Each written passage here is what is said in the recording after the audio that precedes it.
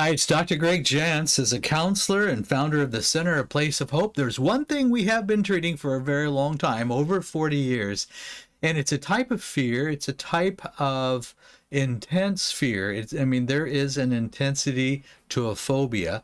It's a specific fear. Now, you've heard of arachnophobia. Arachnophobia, the fear of spiders. Agoraphobia, technically it's the fear of open places. And as we look at phobias, it could be flying, could be one. Could be virtually any place, anything, or any person. Could be a place. It's a building, a house, a place that you drive by and something really bad happened there to you a long time ago, and you have a very intense reaction to that physical place. So phobias come in different forms. And what is a phobia? Well, as a counselor, again, we see different kinds. It's in the anxiety department. We see all kinds of different anxieties, and I've written several titles on anxiety, and a book that includes a lot more information on phobias is my book called The Anxiety Reset. The Anxiety Reset, which comes with a workbook, is an important piece to this recovery from a specific fear that's so intense. All right. I wrote down here, a phobia is a strong, irrational fear to something specific. Strong is a key word. And then irrational, you go, okay, maybe something happened, but this is so irrational because of the intensity. We do know that people with strong phobias will go out of their way to avoid, avoidance is of that fear at all cost. The fear of heights. I'll give you a personal example. I live near Seattle, and we have something called the Space Needle, which has outside elevators that go up 600 some feet on the outside, and you can look right down. I recall a time when I physically was pretty worn out, exhausted, but I was on one of those Space Needle outer elevators and looking down. And I remember feeling my knees get shaky and feeling this kind of radiate through your body, and you feel lightheaded. And it's that fear that's kind of entering in and taking a stronghold. And a lot of times we're vulnerable to specific fears during times of great, maybe there's a medical diagnosis, maybe there's, I haven't slept well, I'm not eating well, I'm not taking care of myself. Addiction can promote fears and phobias as well. So there's times that we all may notice some of this, but what we're talking about is a intense fear that begins to disrupt our life in such a way that we will do anything to avoid it. When we look, and here at the Center, A Place of Hope, we look at the whole person. The whole person means exactly that. I'm going to even look at spiritual beliefs. I'm going to look at what's going on in my body chemistry. Do I have issues in my blood work? We'll have one of our medical team members look at blood work, hormonal issues as well.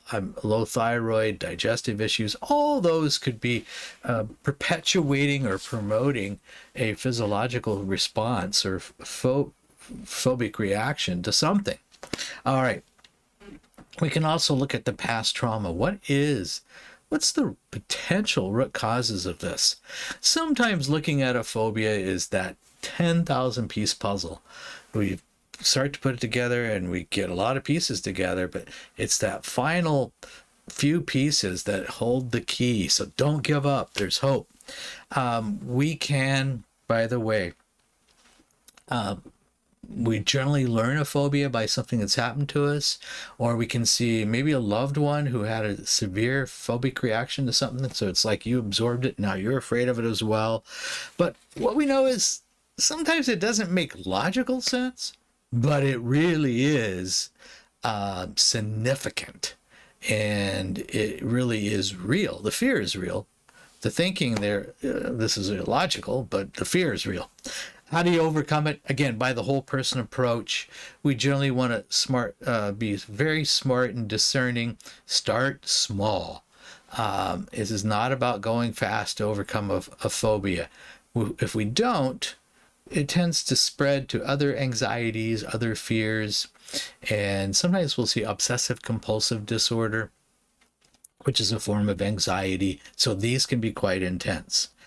We do need at times for a phobia when it's beginning to dismantle our daily life in such a way that we're just not functioning. We probably need some outside intervention. And that's why we've seen so many folks here through the last 40 plus years who have sought out help for phobia, anxiety, and just the intensity, because phobias and panic attacks can go together.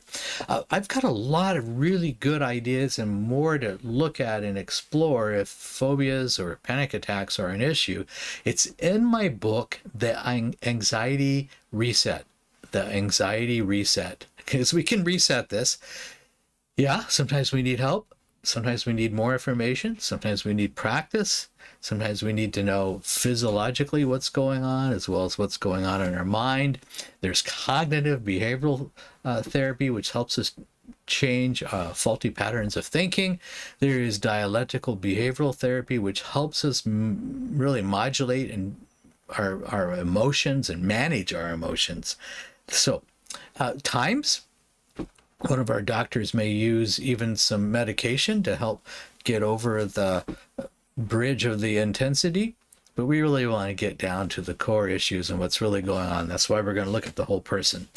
Let me say there is hope, because I've seen this with individuals over and over and over. It's really intense, and it can be fearful to try to overcome a phobic reaction, but we know it develops into more phobias, more panic, more anxiety if we do not address it. It's one of those things, it's kind of always there, and sometimes it's catchy, and you notice, man, I got more and more anxiety. So treatable, recovery is possible, and I've just seen so many folks. Take a look on the website aplaceofhope.com, and there at aplaceofhope.com there are some testimonials, and there's some that relate to phobias, panic attacks, and anxiety, so you can actually hear somebody talk about, yeah, I'm on the other side of this, and we can rewrite a different future. It doesn't have to be one that's in bondage to fear. That's why we look at the whole person. When I say whole person, that's why I even, we're going to look at, what do you believe, even from a spiritual, we've worked with people who spiritually believe they're being punished, and that's a part of their rational thinking. So if you're struggling, don't wait too long. That's the biggest thing we hear from folks is, I wish I wouldn't have waited so long. So you can activate that courage, and you'll be glad that you did. And I want to say, truly, hope comes when there's a plan, and we can get that plan together. There's a good free confidential anxiety related test at the website aplaceofhope.com, and upper right corner I believe it says test, but that's a good place to start as well. That and the book The Anxiety Reset, and if you've been struggling for a while, it may be time just to, okay, what are my options? I need to do something. There is hope.